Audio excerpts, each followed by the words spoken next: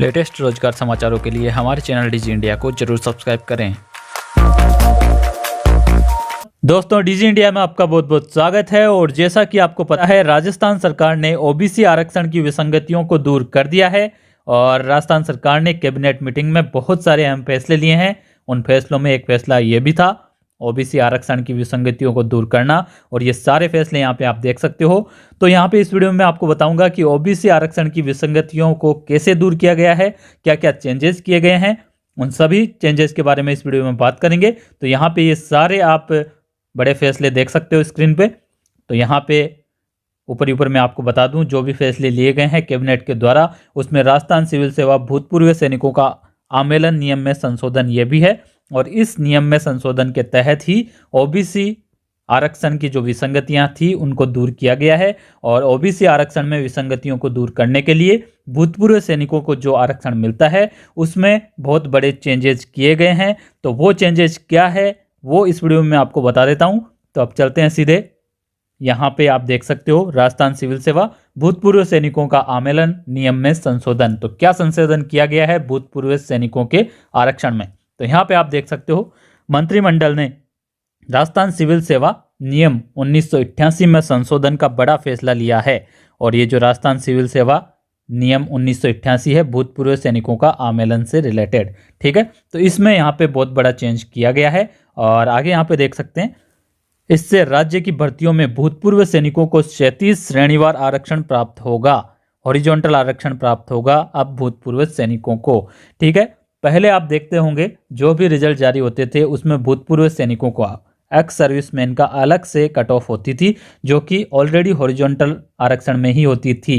ये बात सही है, लेकिन ये एक बार रिजल्ट डिक्लेयर होने के बाद में इन भूतपूर्व सैनिकों को उनकी कैटेगरी में ही समायोजित कर दिया जाता था, उनकी ही कैटेगरी में उनको मिला लिया जाता था। और उसके बाद में उस पर्टिकुलर कैटेगरी के टोटल जितना आरक्षण है वो दिया जाता था उस कैटेगरी को। लेकिन अब यहाँ पे बिल्कुल अलग कर दिया गया है भूतपूर्व सैनिकों को। उनके लिए जो आरक्षण है उसको 37 श्रेणीवार आरक्षण प्राप्त हो गया है।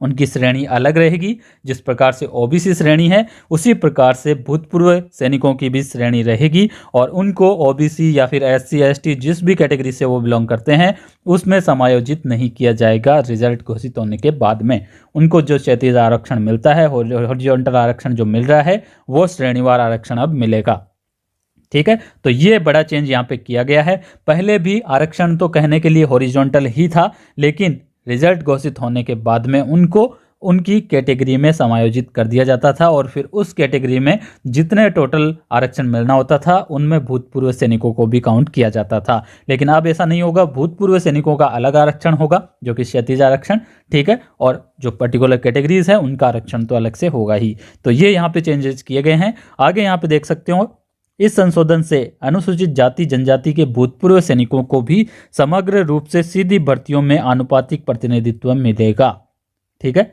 पहले क्या होता था, जैसे भूतपूर्व सैनिक है उनका सिलेक्शन होता था उनकी कट ऑफ पे, लेकिन जब उनको एससी एसटी वाले भूतपूर्व सैनिकों को उनकी कैटेगरी में समायोजित किया जाता था तब उनका सिलेक्शन नहीं हो पाता था, क्योंकि एससी एसटी का कोटा कम रहता है और भूतपूर्व सैनिक अगर अधिक होते थे तो उनका उनमें सिलेक्शन नहीं हो पाता था। ये भी यहाँ पे एक फ़ायदा मिलने वाला है।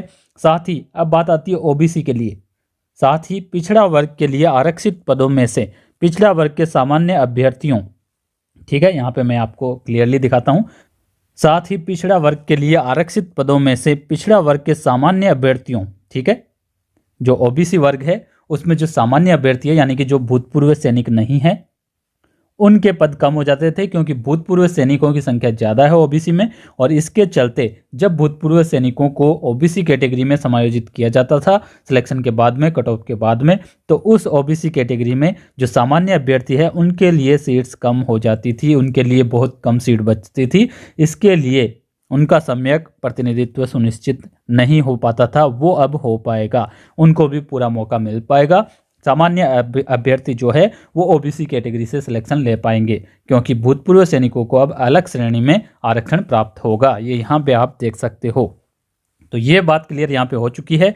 ओबीसी जो था उसमें सबसे बड़ी दिक्कत थी क्योंकि भूतपूर्व सैनिकों की संख्या ज़्यादा थी और जैसे ही भूतपूर्व सैनिकों का सिलेक्शन होता था कम कट ऑफ पे, उसके बाद में उनको ओबीसी में ही सम्मिलित कर दिया जाता था। अब ओबीसी मान लीजिए 100 सीट्स है ओबीसी की, उसमें जितने भूतपूर्व सैनिक पास होते थे कम कट ऑफ पे उनको इन 100 सीट में सम्मिलित कर दिया जाता था ओबीसी कैटेगरी के।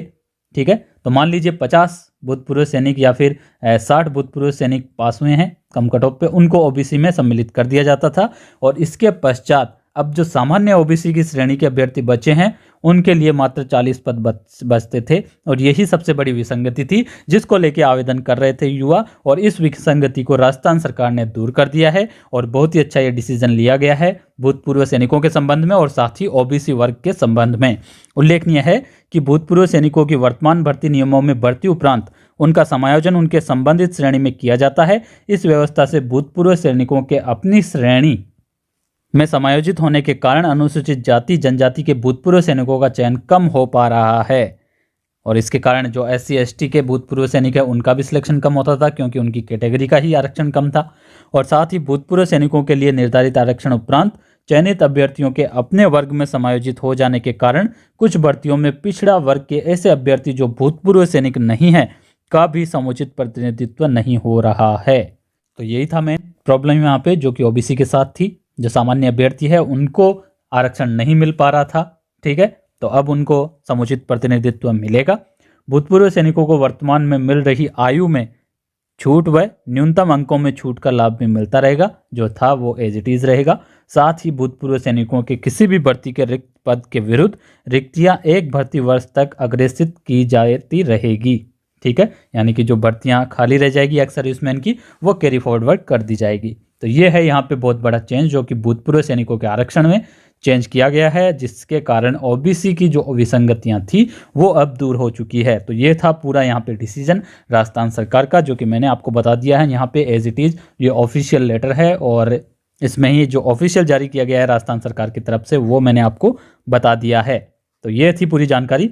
और फ्रेंड्स, रोजगार समाचारों के लिए हमारे चैनल डीजी इंडिया को जरूर सब्सक्राइब कर लें और इसी प्रकार की महत्वपूर्ण जानकारियों के लिए भी हमारे चैनल पर बने रहिए जिससे कि आपको लगातार इससे रिलेटेड जानकारियां मिलती रहे। Thank you friends, thanks for watching this video.